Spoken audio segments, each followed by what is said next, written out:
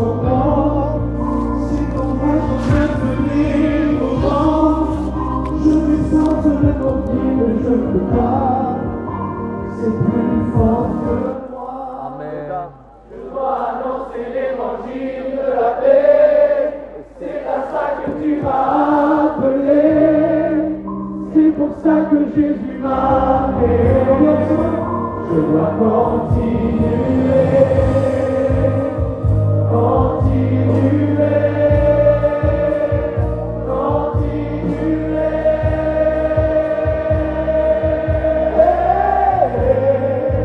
Je dois continuer, continuer, continuer.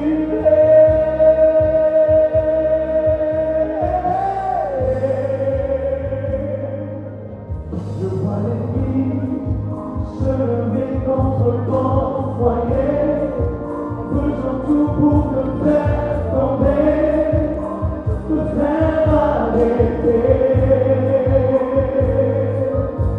Je l'entends rire, se réjouir à mon sujet, me disant que je me suis trompé, que j'ai échoué. Et si je dis que je ne parlerai plus en son nom, c'est en moi qu'on a donné au vent. Je m'efforce de compter, mais je ne peux pas. C'est plus fort que moi. Je dois annoncer l'évangile de la paix. C'est à ça que tu m'as appelé. C'est pour ça que Jésus m'a fait. Je dois continuer.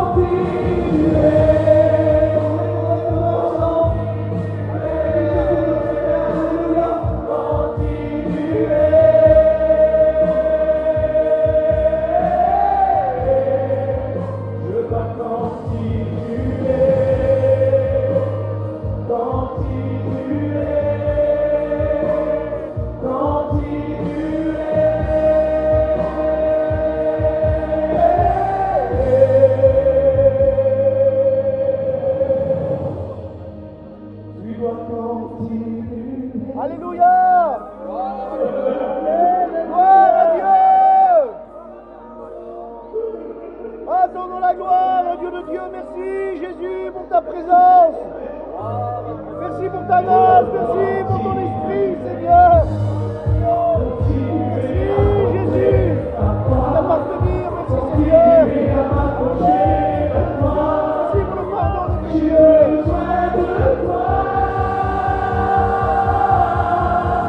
Si je dis que je ne parlerai plus en ton nom, c'est en moi qu'on va te dévorant.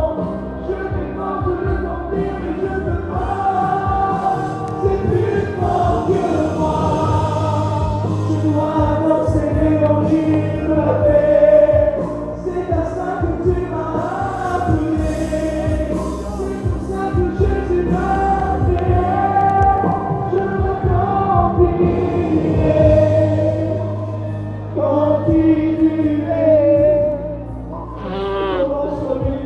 Attendons la gloire, Seigneur. Merci Jésus. Merci Seigneur. Merci Dieu présent dans ce lieu. Tu vas renouveler, tu vas bénir, tu vas encourager. Seigneur, tu sais bien le faire. Ah Jésus, fais ton œuvre, Seigneur. Bénis ton messager, Jésus. Bénis-le, remplis de ta présence. Donne-lui la liberté pour annoncer ta parole. Ta parole qui change le mal en bien. Ta parole qui va au plus profond des cœurs. Merci Jésus. Merci Jésus. Ah, Dieu la gloire. Dieu te bénisse,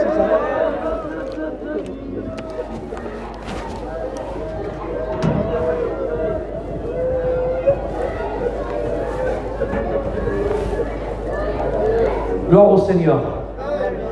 Voilà. Je suis heureux d'être ici parmi vous ce soir. Avant d'aller plus loin, je remercie les frères qui s'occupent de la jeunesse, qui me laissent la place ce soir pour apporter mon concours à l'œuvre du Seigneur, à l'œuvre de la Genèse. J'aimerais, alors je sais qu'on ne doit pas dépasser une certaine catégorie d'heures, alors je sais qu'on doit terminer à 8 heures. Mais en réfléchissant bien sur ma chaise, je me disais, il faut que je fasse même plus vite. Parce qu'en calculant, normalement, j'ai une petite heure devant moi. C'est ça les frères, je ne me trompe pas. Mais en calculant bien sur ma chaise, je me disais, il faut que je fasse très vite. Parce que peut-être que l'heure, elle ne va pas, elle n'ira pas jusqu'au bout. Tu me diras pourquoi, Isaac? Parce que le Seigneur peut revenir en 15 minutes. C'est vrai que certains peut-être disent, et après ici, peut-être tu es ici, tu te dis on va venir à la réunion, ça va terminer à 20h, après 20h, le temps d'aller là-bas sur le grand chapiteau, tu fais ton petit programme, je fais mon petit programme, et maintenant par là, on réfléchit comme ça. Mais en réfléchissant bien, avec lucidité, parce que la Bible dit dans Corinthiens 4.4, il dit que le Dieu de ce siècle a aveuglé l'intelligence de l'homme pour pas qu'il ne voie resplendir le glorieux évangile de Jésus-Christ. Mais nous, notre voile a été ôté et on sait que celui qui doit venir viendra. Et il ne ment pas. Et sa venue, la parole de Dieu déclare, elle est plus sûre, plus certaine que celle de l'aurore. Alors pour certains, je parle à un peuple qui est, la plupart, les 3/4 sont jeunes, mais je sais qu'aujourd'hui les jeunes sont très très avancés par rapport à la nouvelle technologie qu'il y a aujourd'hui. Ce n'est plus les jeunes de 30 ans en arrière. Alors je sais qu'avec peu, vous comprenez beaucoup, et que Dieu soit loué pour l'intelligence que nos jeunes ont à l'heure actuelle. Mais j'aimerais vous dire, avec ces quelques mots, que aujourd'hui, l'aurore, qu'est-ce que c'est? Sa venue est plus sûre que celle de l'aurore. L'aurore, c'est les premiers rayons du lendemain. Et je devrais vous dire qu'on a foi, on croit, on sait que le lendemain va venir. On en fait des projets. Certains disent, ben non, mais demain je serai là-bas, après-demain je serai là-bas. Mais le lendemain n'y est pas. Après-demain n'y est pas non plus. Hier est passé. Est-ce que vous comprenez? C'est maintenant. Et la Bible déclare que sa venue à lui est plus sûre, plus certaine que celle de l'aurore. Ça veut dire, frères et sœurs, que Christ, amen, je le crois de tout mon cœur, qu'il peut, amen, son événement, ce que l'Église attend, ce que l'Église, parce que l'Église, amen, elle formule une prière. C'est écrit dans l'Apocalypse, et l'Esprit et l'épouse disent amen. Viens, Seigneur, viens! Et le fait, frères et sœurs, de dire au Seigneur de venir, alléluia, c'est parce qu'on sait qu'ils doivent revenir. Venir chercher pas n'importe qui, pas n'importe quoi, mais venir chercher les siens, ceux qui auront lavé leur robe dans le sang de l'agneau, ceux qui sont réconciliés avec Christ, ceux qui seront nés de nouveau, ceux qui sont nés d'eau et d'esprit, ceux qui sont réellement repentis, non pas seulement ceux qui ont levé leurs mains, parce qu'on est là pour prêcher la véracité de la vérité de la parole de Dieu. Alors bien sûr que derrière la main il y a le cœur, mais ce soir je ne vais pas faire un concours aux mains levées, mais je voudrais vous mettre devant l'évidence, devant la vérité, amen, devant ce danger imminent qu'il y est devant toi, toi qui ne connais pas le Seigneur. Et la gloire, amen, la gloire qui nous attend à nous, qui avons fait la paix avec Dieu, car nous savons, frères et sœurs, nous avons cette certitude, alléluia, que celui amen, qui vit en nous, amen, va bientôt, oui. C'est quoi bientôt, Isaac? Je ne le sais. Je ne vais pas donner une heure, je ne vais pas donner une date, je réponds un faux prophète. Mais je sais, par rapport aux événements, par rapport à la parole de Dieu, je sais, amen, que Christ est à la porte et il est sur le point de revenir chercher les siens. Amen. Et cette heure qui doit s'écrouler à la fin de la réunion, peut-être qu'elle n'ira pas, jusqu'au bout. Elle n'ira pas à terme. Peut-être à moitié réunion. Peut-être tu verras des personnes à côté de toi qui vont être volatilisées. Et tu feras comme ça, sur ta droite, tu tourneras, qu'est-ce qui s'est passé? Et tu verras une veste qui est là, une paire de souliers qui est là, oui, parce que les souliers et les vestes, excusez-moi, ne partent pas au ciel. Mais il y aura même des corps qui auront revêtu avec l'immortalité un corps incorruptible. Et les morts en Christ premièrement resteront, mais ça va se faire dans une parfaite synchronisation. Ça va se faire très très vite et on va être volatilisé, partir d'une terre corrompue à un ciel glorieux.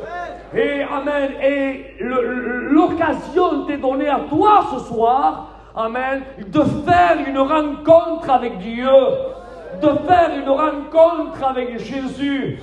Alléluia, de ne pas suivre le rythme d'un tel, de ne pas faire partie du groupe d'un tel. Non, non, non. C'est une rencontre personnelle entre toi et Dieu.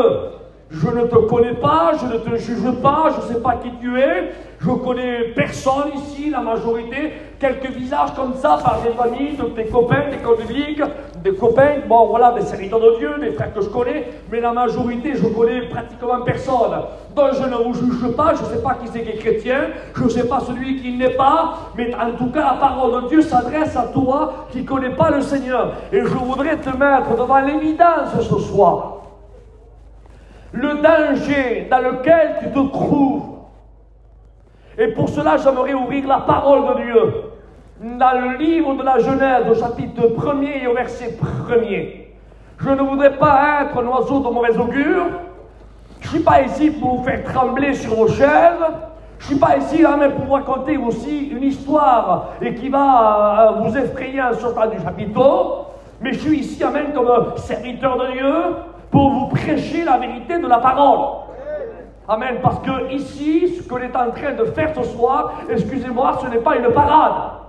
Ce n'est pas un Euro Disney, ce n'est pas un voyage en croisière, ce n'est pas... Non, non, non, non. Là, ce que vous êtes en train d'écouter, ce n'est pas un conte de fées, ce n'est pas une fable, c'est réel. C'est la parole de Dieu que tu es en train d'écouter. Amen. La parole de Dieu, c'est la seule, l'unique, amen, qui peut te faire passer de la mort à la vie, des ténèbres à son admirable lumière. Alléluia. C'est la seule.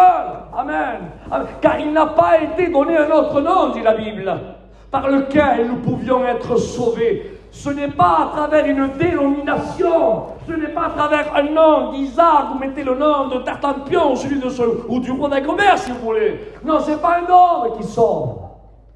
Ce n'est pas, ce n'est pas une ethnie non plus qui sauve. Parce que je suis espagnol, je serai sauvé, parce que je suis catalan. Non, non, non. Celui qui sauve, amen, il n'a pas été donné un autre nom. Dans le ciel, que Dieu soit béni. Sur la terre, que Dieu soit béni. Sous la terre, par lequel nous pouvions être sauvés. Et je veux un amen puissant, si vous êtes d'accord avec moi.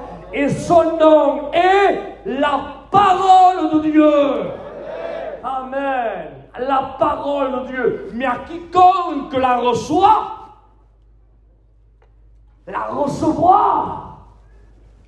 Recevoir, ça veut dire quoi? Ça veut dire ouvrir son cœur. Accepter la parole de Dieu. Ne pas dire c'est pour un tel. Non, non, non, non, non. Le Seigneur s'adresse à toi. Le Seigneur te donne l'opportunité ce soir. Toi qui ne connais pas Dieu. Toi qui fumes. Toi qui te drogues.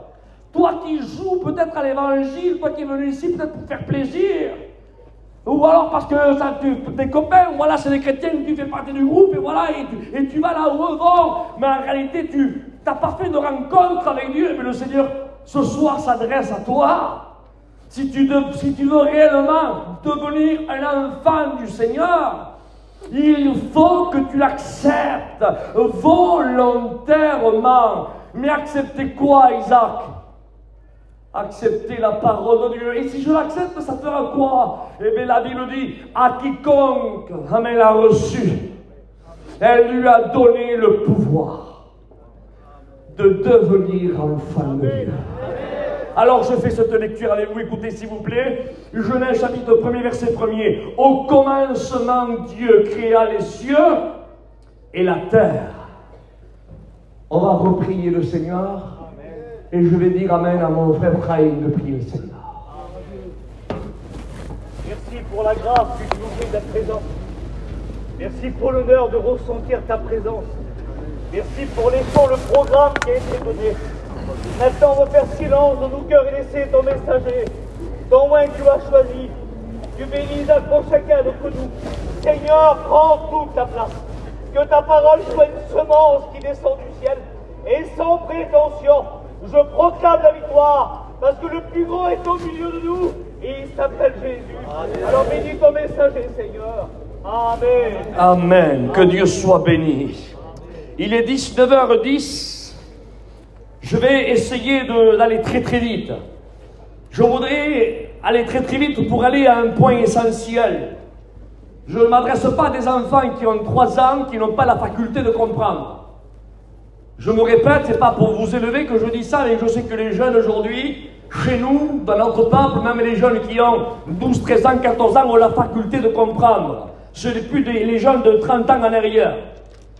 Et je loue Dieu parce que vous avez cette compréhension dont on peut se permettre de parler, amen, avec liberté, parce que je sais que vous allez comprendre la parole de Dieu. J'aimerais te mettre devant cette grande réalité. Mais c'est quoi la grande réalité, Isaac?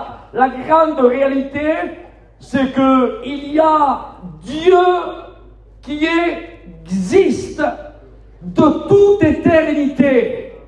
Il n'a pas de commencement, il n'a pas de fin. Écoutez, le nom de Dieu tourne autour du verbe être, c'est-à-dire que Dieu, sa nature à lui, la nature divine de Dieu, il est l'éternel présent. Ça veut dire quoi? Ça veut dire qu'il n'a pas de commencement, il n'a pas de fin.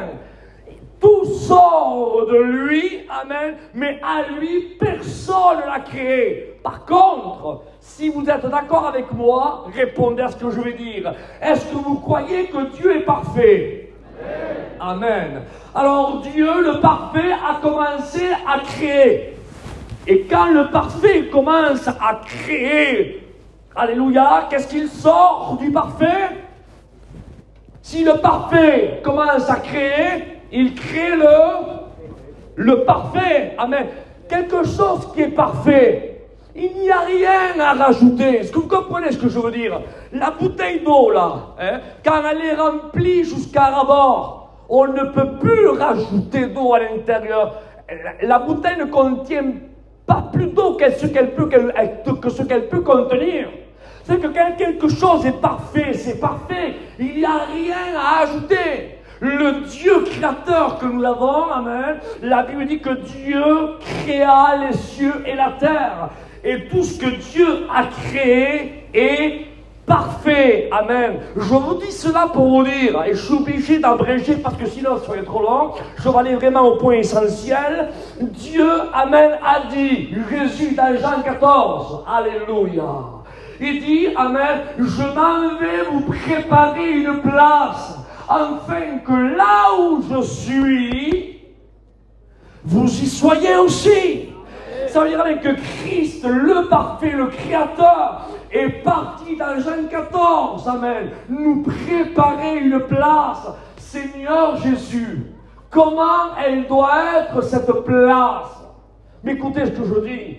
Comment elle doit être? Et en plus, Jésus dit, afin que là où moi je suis, à côté du Créateur, à côté du Roi des Rois, à côté du Seigneur des Seigneurs, à côté, amen, de l'agneau immolé qui a déversé son sang, amen, pour nous purifier, on sera à côté de lui. Ah, Jésus, ça ne vous fait rien, amen. Moi, je tressaillis de joie, amen, et j'ai hâte. J'ai hâte, frères et sœurs. C'est pour cela qu'il y a un moteur dans l'église. Un moteur, amen, qui anime l'église à formuler cette prière. Et ce moteur, je l'appelle le moteur de l'esprit. Et l'esprit et l'épouse disent amen. Viens, viens, Seigneur. Parce qu'on veut être avec toi. Dans le ciel, écoutez ce que je dis, là où il n'y aura plus de deuil, là où il n'y aura plus de larmes, là où il n'y aura plus de mauvaises nouvelles, avez-vous entendu, avez-vous, amen, expérimenté les mauvaises nouvelles qu'il y a eu dans l'hiver qui s'est écroulé, peut-être le mois dernier, peut-être dans vos familles? Avez-vous peut-être vu vos parents pleurer, vos grands-parents pleurer, vos cousins pleurer, vos cousines pleurer, là dans des hôpitaux, et vous voyez, vous dites, Seigneur, quelle souffrance! Parce que nous sommes dans une terre de souffrance, mais l'endroit que je suis en train de vous parler, amen, il n'y a plus de mauvaises nouvelles. Amen, il n'y aura plus de textos, amen, qui seront, amen, envoyés dans des groupes WhatsApp, faites prier pour un tel ou un tel ou un tel. Non, là-bas dans le ciel, tout ça n'existe pas. Amen, ça sera la félicité, le bonheur pour l'éternité, l'éternité, l'éternité. Ne te rate pas ça. Amen, ne te rate pas ça. Mais Isaac, je ne veux pas rater ça. Je viens sous le chapiteau. Oui, mais si tu n'acceptes pas Jésus, tu peux venir au chapiteau, mais tu resteras dans le chapiteau. Parce que ceux qui partiront au ciel, ce n'est pas seulement ceux qui rentrent sous le chapiteau. Cette toile est dressée, le chapiteau est dressé un petit peu de partout dans notre propriété de nos voies, à un seul fait, amen, que ceux qui rentrent sous le chapiteau, amen, puissent écouter la parole de Dieu, et non pas seulement l'écouter, mais l'accepter. Alléluia. Car quiconque l'accepte, elle lui a donné le pouvoir de devenir enfant de Dieu. C'est-à-dire, frères et sœurs, qu'il n'y a que les enfants de Dieu qui partiront au ciel.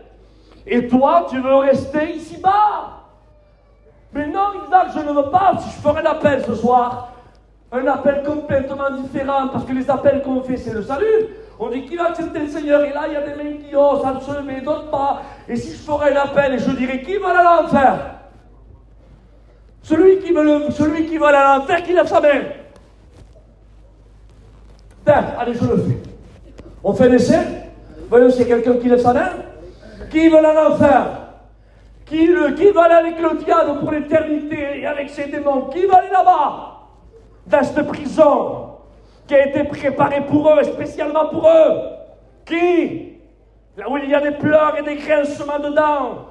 Là où l'homme riche qui est allé a dit à Abraham, envoie Lazare qui trempe son doigt dans l'endroit dans lequel je me trouve. Je souffre cruellement. Et ça sera l'éternité. L'éternité, l'éternité. Mais qui est candidat pour aller? Et voyez-vous? Regardez comme tous sont intelligents, comme tous raisonnent. Voyez comme quoi vous êtes conscient de la gravité, comme quoi vous n'êtes pas des enfants de 2 ans qu'on donne un bonbon et qu'on lui change de moi ceci, non, tu connais la valeur, t'en connais le prix, t'en connais la rançon, la preuve. Tu ne veux pas y aller, donc tu sais qu'est-ce que c'est, tu sais que c'est grave. Mais pour aller, amen, au ciel, il ne suffit pas seulement de refuser l'enfer. C'est-à-dire que je vais aller au ciel, mais je refuse d'aller à l'enfer. Alors comme je refuse d'aller à l'enfer, j'irai au ciel. Ça ne marche pas comme ça. Si tu ne veux pas aller à l'enfer, dans cet endroit de perdition, et si tu veux aller au ciel, amen, il faut que tu te repentes de tes péchés. Il faut que tu acceptes Jésus, amen, comme sauveur et maître. À Dieu soit la gloire. Je continue un peu plus. Je voudrais vous démontrer avec la parole de Dieu quel est cet endroit terrible qui est l'enfer. L'enfer. Quelque chose d'abominable. On a entendu des guerres qui ont frappé les pays où il y a eu, par exemple, la Seconde Guerre mondiale, où il y a eu 6 millions de Juifs, 1 500 000 tziganes de notre peuple qui ont souffert, dont certains ont été de nos membres, de nos familles, qui ont été là-bas dans des camps de concentration, ils ont souffert la faim, la soif, ils ont été dans des fours crématoires, et quand on pense l'auteur de ces souffrances-là, qui s'appelait Adolf Hitler, on voit en lui un diable, et c'est vrai qu'il était possédé par des esprits ténébreux, c'est vrai, on ne peut pas le nier. Alors on dit ça, c'est quelque chose de terrible, mais j'aimerais vous dire quelque chose. Écoutez bien, l'enfer à côté de la Seconde Guerre mondiale, à côté des camps de concentration, écoutez, c'est une crèche de récréation à côté. Tu me dis, ah, pas possible, Isaac, qu'est-ce que tu me dis? L'enfer, à côté des camps de concentration, à côté de ceux, amen, là, qui étaient là, dans la faim, dans la soif, séparés, femmes, enfants, de leur mère, là, et qu'on les conduisait, là, dans les fours crématoires, là, et qu'ils faisaient, là, qu'ils étaient en ligne pour aller se faire brûler. Écoutez, il y a pire que ça. Mais j'aimerais vous dire que en laissant parler la Bible, j'aimerais vous dire, frères et sœurs, que l'enfer, les fours crématoires et tout ce qui s'ensuit, excusez-moi si je heurte la sensibilité de quelques-uns, mais j'aimerais vous mettre devant l'évidence ce soir, comme quoi c'est grave de vivre une vie sans le Christ. J'aimerais vous dire que la Seconde Guerre et toute la souffrance que ces gens ont passé, c'est une cour de récréation à côté de ce qu'ils attendent. Tous ceux qui iront dans cet endroit qui est terrible. Mais pour cela, j'aimerais ouvrir la parole de Dieu, où il est écrit dans l'évangile de Matthieu, écoutez, il dit que Dieu a créé le ciel, il est parfait. Il dit que Dieu a créé l'être humain. L'être humain, c'est la perfection aussi, le corps humain. Enfin, bref, on ne va pas rentrer en tous ces détails, il me faudrait un peu plus de temps. Je vais arriver là, au texte clé. J'aimerais vous poser une question. Mais l'enfer, cette prison, cette damnation, où le diable et ses démons iront pour l'éternité, mais qui l'a créé? Il y a bien quelqu'un qui l'a créé. Interrogeons la Bible. Matthieu 25, 41, écoutez s'il vous plaît. Le feu éternel qui est l'enfer. Ensuite, il leur dira, retirez-vous de moi, maudits, et allez dans le feu éternel qui a été préparé pour le diable et ses démons. La Bible nous l'a. Elle nous donne la réponse à notre question. Qui a créé l'enfer? Qui a créé le ciel? Dieu. Qui est allé nous préparer une place? Jésus. Mais qui a créé l'enfer? Qui a créé le feu de la hyène? Qui? C'est écrit dans la parole de Dieu, qui a été préparé pour vous. Pour le diable et ses démons. Pour vous, pas pour les hommes, hein? Car Dieu n'a pas préparé cet endroit pour les hommes. Dieu a créé cet endroit pour le diable et ses démons, et spécialement pour eux, et non pas pour les hommes. Écoutez ce que je vous dis. Je vous ai dit que Dieu est parfait. Je le redis. Dieu est parfait. Alors le ciel est parfait. Ah, soyez avec moi. Le ciel est parfait. Parce que le parfait crée le parfait. C'est ça, Brahim.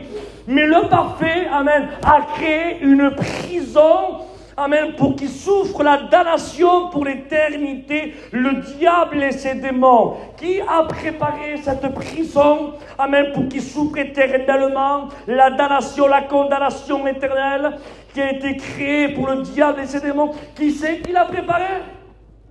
C'est le parfait. C'est Dieu. Ça veut dire quoi?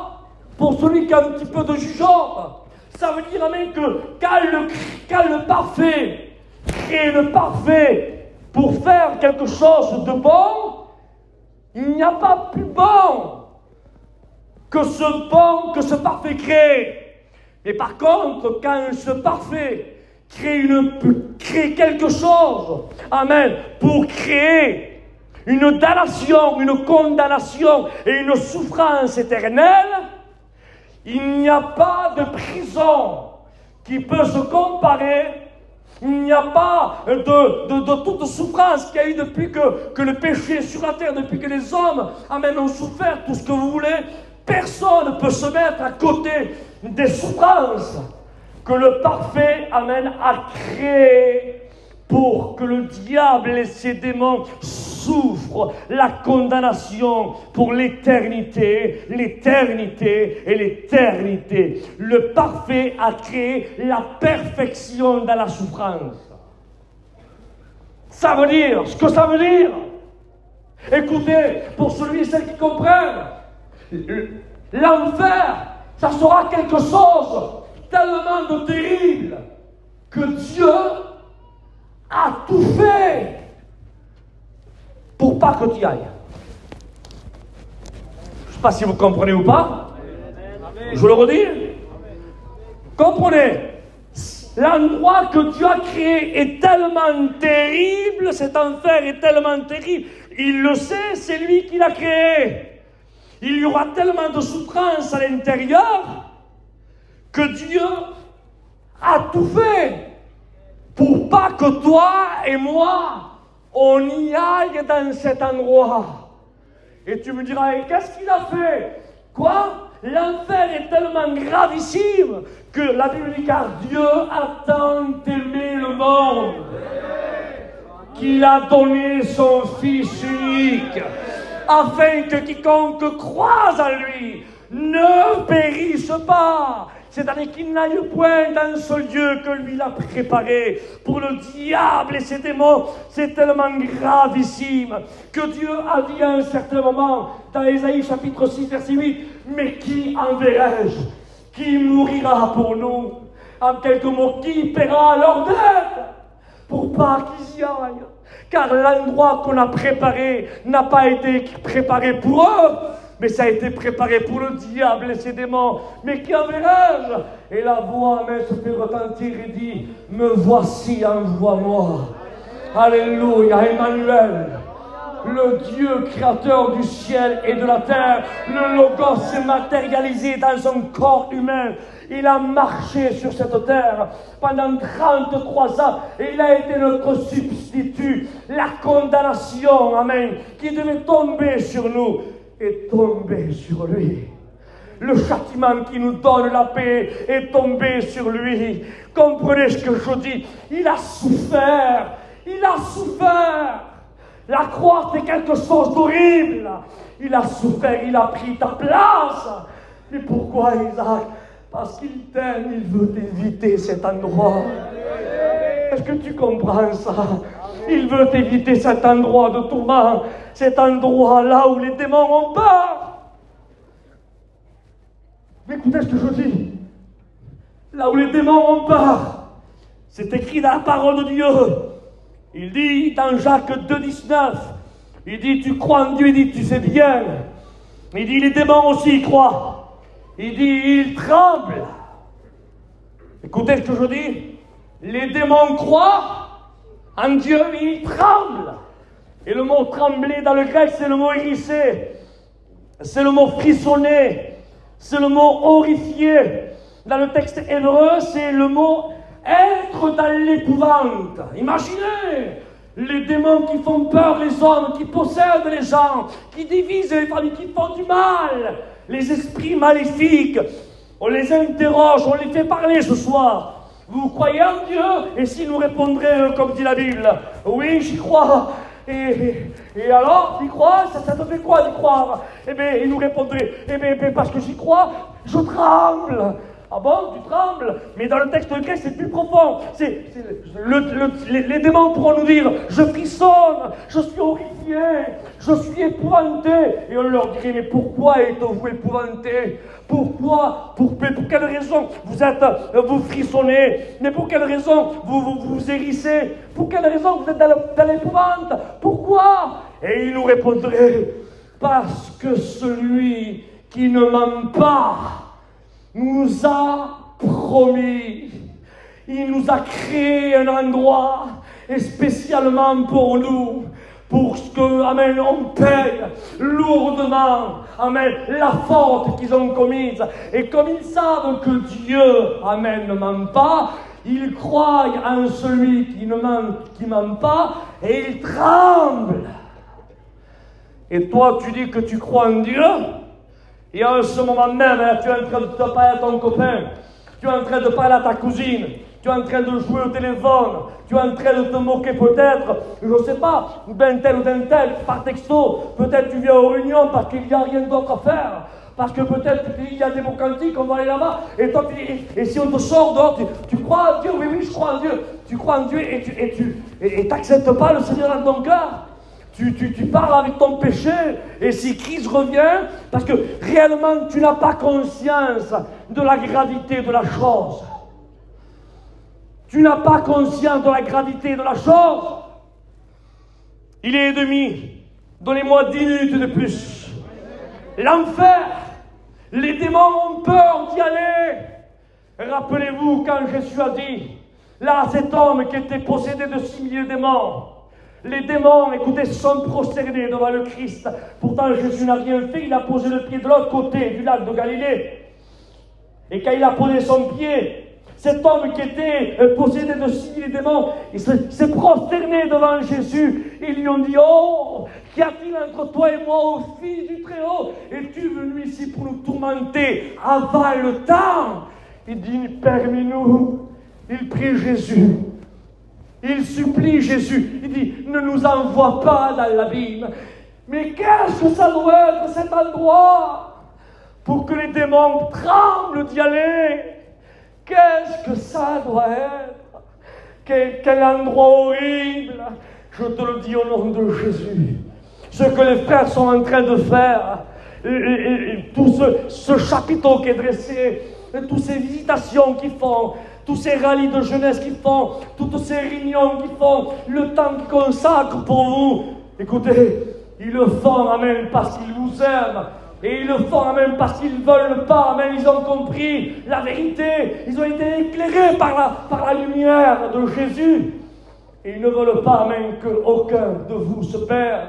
Et ils font tout dans leur possibilité, amen, pour qu'une âme se sauve, pour que tu n'ailles pas dans cet endroit horrible, mais que tu ailles, alléluia, là où Christ est allé nous préparer une place. Ça sera quelque chose de merveilleux. La place que Christ nous a préparée.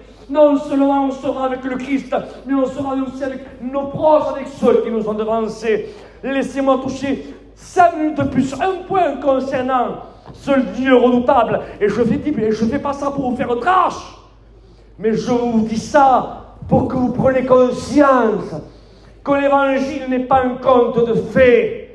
Que l'évangile ne se joue pas seulement à une main levée, mais que tu te joues l'éternité. Mais tu te crois fort? Tu te crois là, tu crois que tu es comme ce pilier en barre d'acier? Que tu es impliable? Mais il faut se mettre devant l'évidence que tu aies 80 ans. Il n'y en a pas ce soir, mais quand même il y en a rien. Ou un jeune de 20 ans. Ou un jeune de 15 ans, ou de 12 ans, ou de 10 ans. Avez-vous déjà eu la grippe? Un petit microbe invisible. 10 ans, 15 ans, 20 ans, 25 ans, en pleine santé. Vous n'avez pas envie de manger? Pas envie de boire? Excusez-moi pour l'expression, vous êtes vous couché? vous êtes fatigué, vous n'avez pas les amusements dans l'année, que faire, vous êtes là, vous êtes fiévreux, un petit microbe de rien. Tout ça pour vous montrer votre fragilité. Eh bien, le diable vous trompe en train de vous dire, vous avez le monde devant vous, c'est pas pour vous l'évangile c'est pour ceux qui sont mariés, qui ont des enfants, c'est pas pour toi, même joyeuse et brillante vie, comme eux ont fait, et toi, ça sera ton tour, mais plus tard. Mais laisse-moi te dire que quand tu vas dans les cimetières, et excusez-moi pour l'expression, mais je suis obligé de le dire, quand on voit les pierres tombales, on voit un tel est né à telle année, et il est mort en telle année, il avait 70 ans, et on s'approche juste à côté, ah, un tel est né en telle année, ah, et il est mort en telle année, celui-ci avait 23 ans, l'autre il avait 19 ans, l'autre avait 8 ans, l'autre avait 4 ans, l'autre avait 25 ans, l'autre avait 60 ans. Écoutez, il y a tout âge. Allez dans les hôpitaux.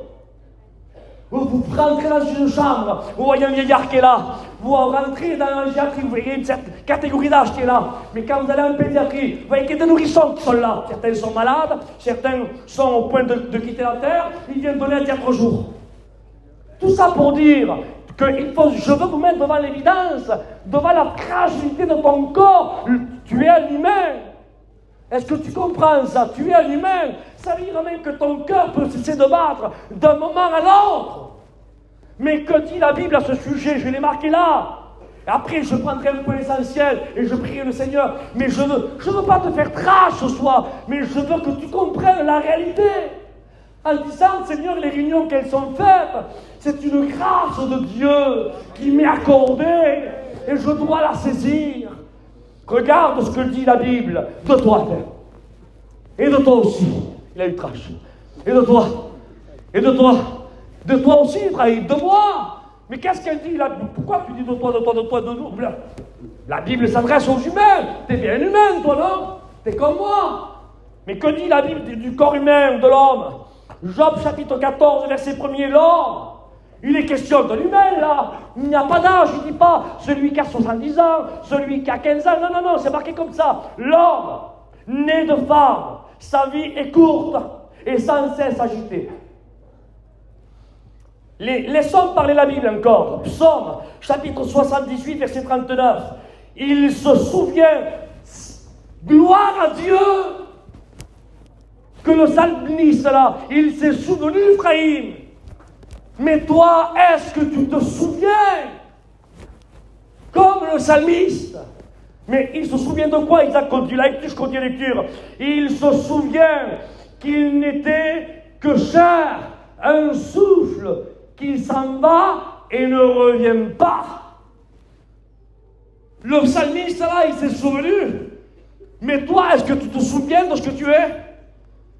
Est-ce que tu te souviens de quelle nature tu es créé? Je continue. Ésaïe chapitre 2 verset 22. Cessez de vous confier dans l'homme, dans les narines duquel il n'y a qu'un souffle, car de quelle valeur est-il? Je continue. Dans les livres des psaumes aussi, car il sait. Encore une fois, le psalmiste, il le savait. Mais est-ce que toi tu le sais? Mais si tu ne le sais pas, la Bible est là pour te le rappeler ce soir.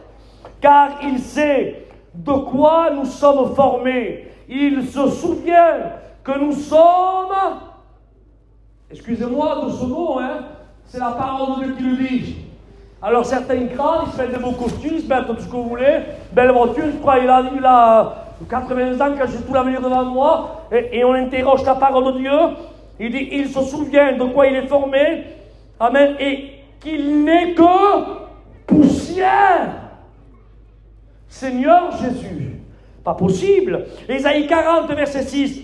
Une voix dit, alors là, je suis obligé de faire comme la Bible dit, parce que Dieu dit au prophète Ésaïe.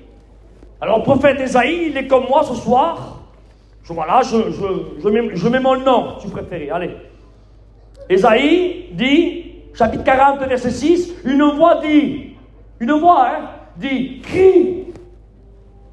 Il dit à Ésaïe, au prophète, crie. Et Ésaïe entend, il dit, mais crie. Il dit, mais qu'est-ce que tu veux que je crie quoi? Et il continue, il dit, crie. Il dit, crie. Il dit que toute chair est comme l'herbe, et toute ça, et que tout son éclat est comme la fleur des champs. L'herbe sèche et la fleur tombe. Mais là, Dieu lui dit, car toute écriture est inspirée de Dieu, il lui dit au prophète, crie-le ça. Avez-vous remarqué quand un petit va au bord de la route, quand la route elle est peut-être à 500-600 mètres, le petit part là, vous criez pas, hein? Un tel, viens là, fais attention, la route est au fond là-bas. Mais quand le petit est juste là, à 2 mètres de la route, qu'est-ce que vous faites? Vous continuez à parler doucement comme ça, un tel, attention la voiture, là-bas il passe, faire écraser. Vous faites ça ou alors vous criez, le petit, faites attention, un tel, viens. Vous criez parce que vous voyez un danger imminent. Eh bien Dieu, c'est ce qu'il était en train de faire au prophète. Il dit, crie. Mais qu'est-ce que tu veux que je crie? Dis-leur qu'ils sont semblables, leur fragilité est semblable à une fleur. Leur fragilité est semblable à un petit morceau d'herbe. Qu'elle apparaît, elle sèche, elle est fanée, elle meurt et elle n'y est plus. Voilà qu'est-ce que c'est la vie de l'homme. Il est moins 25, 5 minutes et je prie le Seigneur. Moins 25. Hein? Je suis obligé de continuer. 5 minutes de plus, je prie le Seigneur. Mais et tout ça pour dire quoi exact? Alors tu nous as cité que l'enfer, c'est quelque chose de terrible. Pas que ça a été créé par le parfait. Et le parfait crée le parfait à un tel point que les démons ont peur d'y aller. Et c'est tellement gravissime que même, amen, Dieu a tout fait pour nous éviter cet endroit. Il a donné ce qu'il avait de meilleur. Son fils unique. Il dit amen, s'il vous plaît. Tu nous as parlé aussi, amen, que le corps humain est fragile. Oui? Ah oui? Parce qu'il y a 2 possibilités. Soit Christ revient et toi qui n'acceptes pas le Seigneur, tu restes ici et tu vas là entamer, tu seras avec l'Antichrist et bonne chance avec lui, avec la grande tribulation. Ou soit, deuxième possibilité, c'est que Christ, peut-être, il ne reviendra pas ce soir, ni demain, ni peut-être cette année, mais peut-être toi, ton cœur peut cesser de battre. Ce soir, la semaine prochaine, peut-être que tu n'arriveras pas à la fin de l'année. J'étais en train de prêcher, écoutez ce que je vous dis. À Perpignan, je me trouvais dans une réunion semblable à celle-ci. Et en prêchant, j'insistais dans les appels. Et j'insistais, repens-toi, repens-toi, repens-toi. Et je n'aurais été que j'étais comme un disque rayé, Seigneur. À un certain moment, il fallait s'arrêter. Et au lieu de m'arrêter, je continuais. Repens-toi, repens-toi, accepte Jésus, repens-toi, accepte Jésus. Et au bout, quand j'allais m'arrêter, quelque chose me poussait encore. Amen. Et à dire, amen, à dire aux jeunes gens, repens-toi, accepte Jésus, repens-toi, accepte Jésus. Enfin bref. Je suis resté au moins un bon quart d'heure en train de faire un appel. C'est long, un quart d'heure en train de faire un appel comme ça, en train d'insister. Je vous le promets devant le Seigneur que c'est vrai. Le lendemain, écoutez s'il vous plaît. Le lendemain, c'est le samedi ça. Le lendemain, on vient me chercher pour aller faire le culte. Et on me dit, tu sais Isaac, l'appel que tu as fait hier soir, t'as vu que tu as insisté? Je dis oui, qu'est-ce qu'il y a? J'ai été trop long. Mais non, c'est pas ça. C'est qu'à 3h du matin, après la réunion, un jeune de 30 et quelques années, son cœur a cessé de battre. Il a fait une crise cardiaque, ils sont en train de le veiller. C'est-à-dire, écoutez, 5 ou 6 heures avant, il avait l'opportunité, comme tu as l'opportunité, toi, ce soir, d'accepter le Seigneur. 5-6 heures après, son cœur a cessé de battre.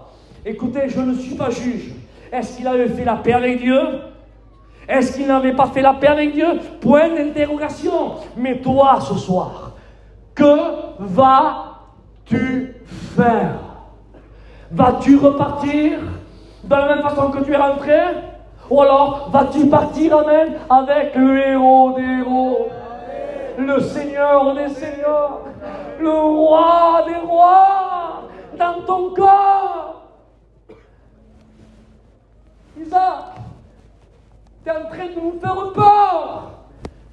Mais si cette peur, elle t'attire à la repentance, eh bien moi je dis que Dieu soit béni pour cette peur. Mais si je continue le texte, j'aimerais lire un dernier texte dans la parole de Dieu. Excusez-moi si je suis trop long, je vais aller jusqu'au maximum, moins le quart. 5 minutes. Écoutez ce que dit la parole de Dieu, c'est pas moi qui le dis. Hein. Alors l'enfer, quelque chose de terrible, préparé par le parfait, la damnation parfaite, la souffrance parfaite. Maintenant, regardez ce que dit la Bible. Matthieu chapitre 11, verset 23. Jésus parle et il dit ceci. Il dit, à toi, il dit, Capernaum, seras-tu élevé jusqu'au ciel? Il dit, non, tu seras abaissé jusqu'au séjour des morts. Car si les miracles qui ont été faits au milieu de toi avaient été faits à Sodome, elles subsisteraient aujourd'hui. Je continue la lecture. Écoutez s'il vous plaît, verset 24. C'est pourquoi le jour du jugement, le pays de Sodome sera traité moins rigoureusement que toi. J'aimerais poser la question à un serviteur de Dieu. Allez, toi, les responsables de la jeunesse, est-ce que Sodome est-elle sauvée? Bibliquement parlant? Bien sûr que non, puisque la colère de Dieu s'est abattue sur ces deux villes. Donc, elle passera en jugement, c'est écrit dans la parole de Dieu. Donc, si Sodome est perdue, elle ira dans cet endroit qui a été préparé pour le diable et ses démons. Tu es d'accord avec moi, mon frère? Mais là, quand je lis la parole de Dieu, il dit ceci, c'est pourquoi, verset 24, le jour du jugement, Sodome sera traité moins rigoureusement, moins sévèrement que toi. Ça veut dire quoi? Et je me souviens, aux écoles bibliques, en 2003, il y a plus de 20 ans, il y avait notre président qui était là, qui est parti rejoindre la patrie céleste. Ce texte m'avait interpellé. Et en marchant à côté de lui, je lui avais dit, mon frère, j'avais dit, Jimmy, j'ai dit, ce texte, je ne comprends pas. Je dis, Sodome est bien perdu. Et il me dit, oui, mon fils. Je dis, mais comment se fait alors qu'il dit que Capernaum sera traité plus sévèrement que Sodome? Je ne sais pas, un perdu, c'est un perdu. Et là, l'ancien m'avait dit, mon fils, la Bible, elle nous laisse entendre, écoutez ce que je dis, elle nous laisse entendre qu'en enfer, il y aura des degrés de souffrance. Je ne sais pas si vous calculez, déjà le fait d'y aller, c'est quelque chose de terrible. Mais d'être jugé encore dans un endroit d'enfer, encore beaucoup plus sévèrement, ça sera quelque chose de c'est impensable. Et c'est pour ça que Jésus dit, malheur à toi, Capernaum. Il dit, parce que si les miracles qui ont été faits au milieu de toi auraient été faits au temps de Sodome, elles subsisteraient. Et c'est normal, parce que Dieu est amour, mais Dieu est justice. Amen.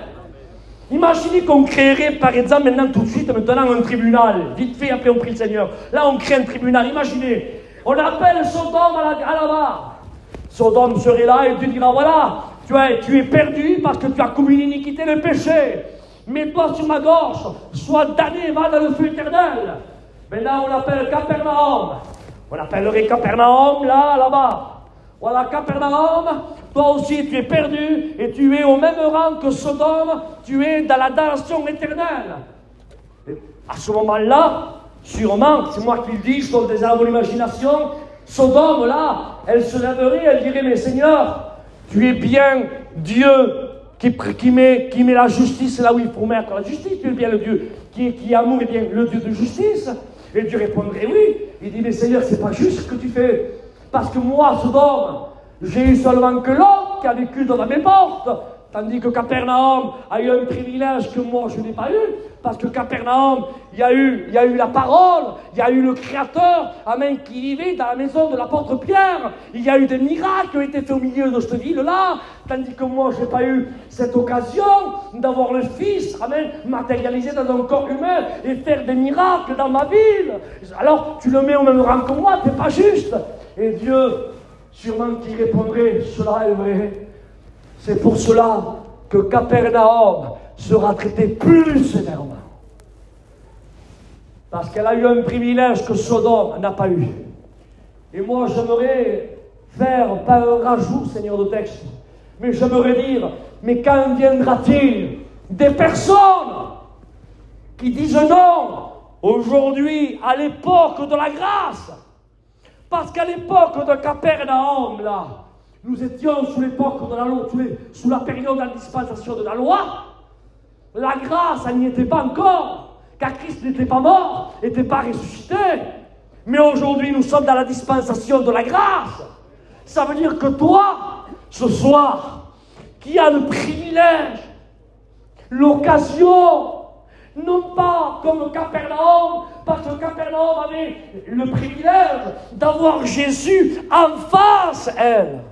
Tandis que toi, tu as la grâce, amen, l'occasion qui t'est donnée que Capernaum n'a pas eu. C'est-à-dire quoi, exact? D'avoir Jésus non pas en face de toi, mais d'avoir Jésus en toi.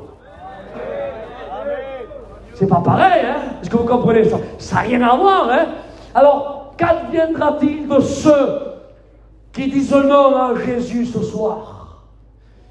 Si Christ revient et qu'ils partent, ou que leur cœur cesse de battre, Sodome et Gomorrhe sera traité moins sévèrement que Capernaum. Capernaum plus sévèrement que Sodome.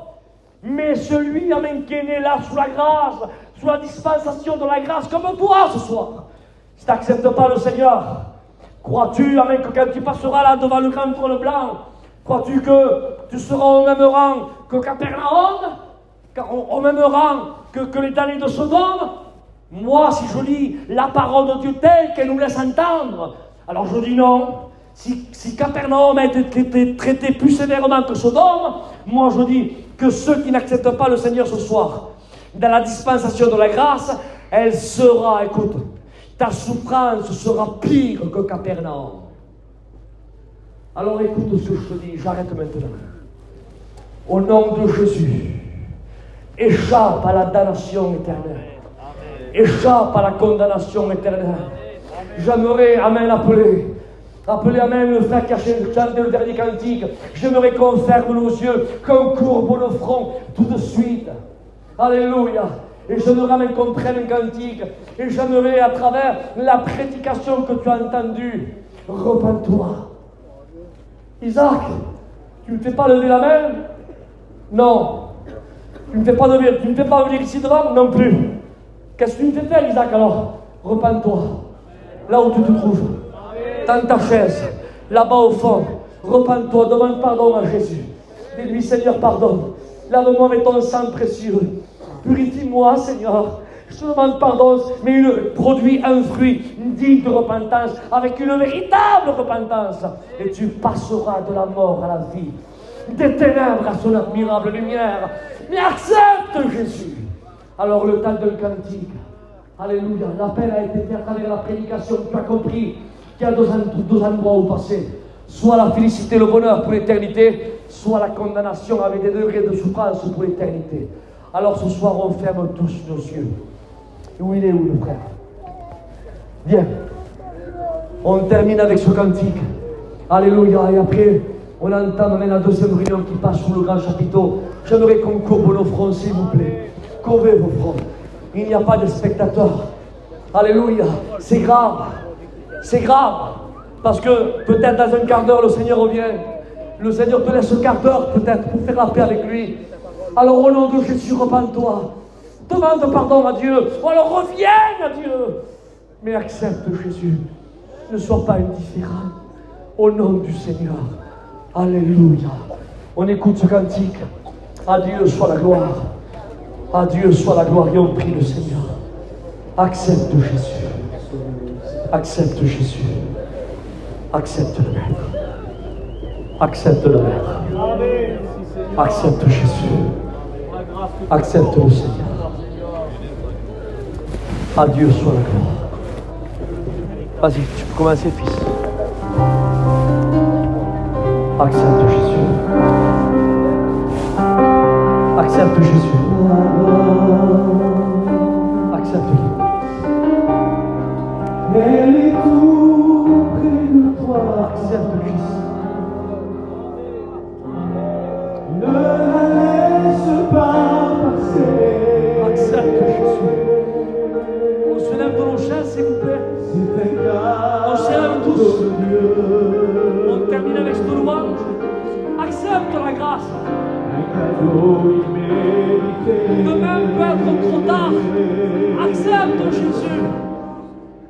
Car Dieu t'aime.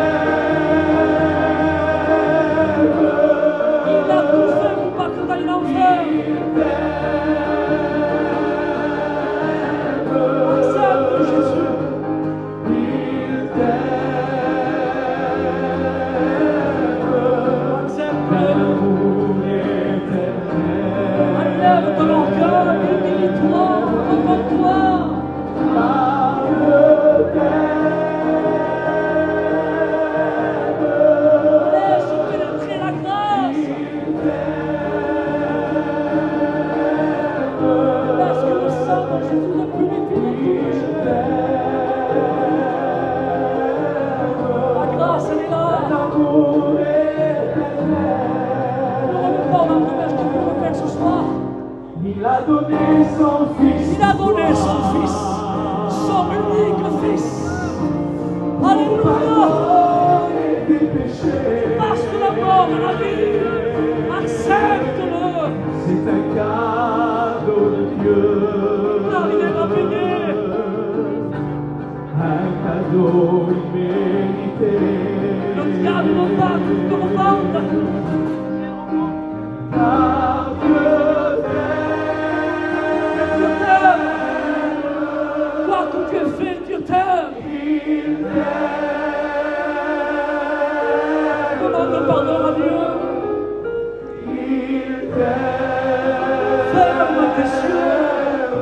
Laisse que le Saint-Esprit te convainque de péché, de justice et de jugement.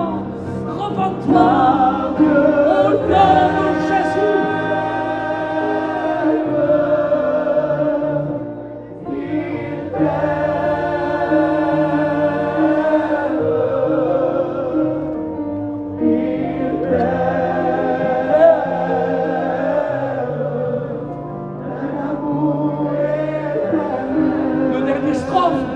Le dernier strophe, s'il vous plaît. Il a donné. Alléluia. Pourquoi, Père? Amen. Et c'est quoi? C'est quoi? Dites-le bien fort. C'est un cadeau. On le méritait, nous? Personne ne le méritait. Écoute bien. Il a donné son fils pour toi. Pour pardonner tes péchés. Laisse-le que son sang te purifie.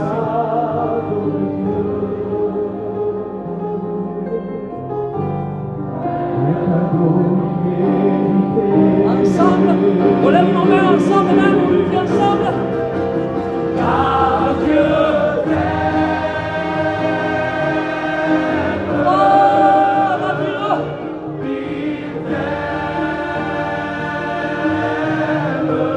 Oh, la Dieu.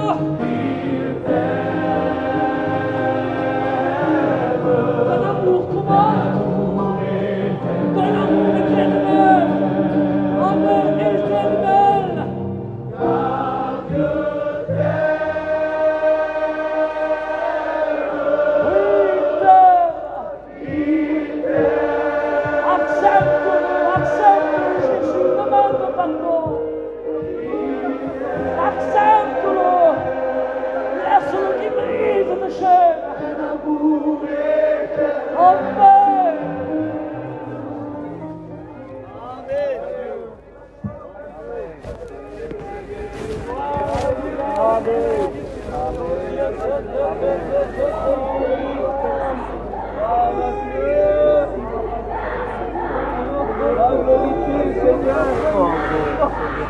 Rabai de bricoi da abraçar malacoi da labra la maya.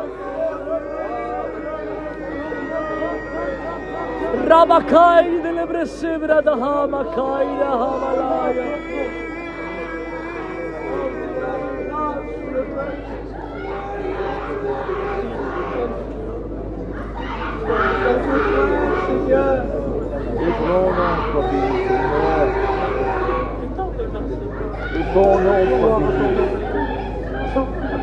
Christ. Merci Seigneur. Merci Seigneur. Une âme Seigneur qui se repart. Ça réjouit le ciel. Ça réjouit nos cœurs de savoir qu'une âme se repart. Ou qu'une âme revienne à Christ. Merci pour ta parole. Merci pour l'action de l'Esprit. À toi soit la gloire, à toi soit la gloire, à toi soit la gloire. Zach, je vais bien la faire, je le trouve, un coup avec le coco. Oui, mon frère, il appelle au salut. Vas-y, mais fais-le, regarde. Allez-y, les frères, allez-y. C'est important. Allez-y, les frères, allez-y, allez-y. Bien sûr, je veux faire. Tu veux fasse. Vas-y, fais-le. Amen, amen. Écoutez, c'est trop important. C'est trop important, Seigneur. On sait ce que c'est, nous qui avons fait la rencontre avec Christ. C'est trop important. Au nom de Jésus. Je sais que je ne m'adresse pas, et je me le répète ce soir, je veux molester personne. Je veux déranger, je ne veux pas mettre mal à l'aise qui que ce soit ce soir. Dans la prédication, l'appel se fait dans la prédication. Vous comprenez la prédication, et celui qui convainc, c'est le péché. C'est le Saint-Esprit qui convainc de péché, de justice et de jugement. C'est lui qui fait, c'est pas nous. Mais peut-être vous donner un petit coup de main, comme les garçons me disaient derrière. Alors je me dois de le faire. On est une équipe ensemble. Est-ce que vous comprenez? On le fait ensemble. Alors ce soir, si ça pourrait t'aider, je le fais. Ou on le fait. Alors prends 2-3 minutes de plus. Mais voudrais-tu t'engager ce soir devant tout le monde? Que tout le monde sache que tu as compris et que vraiment tu ne veux pas aller dans cet endroit terrible que tu as entendu ce soir, cet endroit qui est préparé pour le diable et ses démons, cet endroit qui, ce sera la damnation pour l'éternité, celui qui rentre n'en sort plus. Mais que tu veux rentrer, amen, dans la cité céleste, là où Christ est allé nous préparer une place. Alors peut-être qu'il ne te manque pas grand-chose.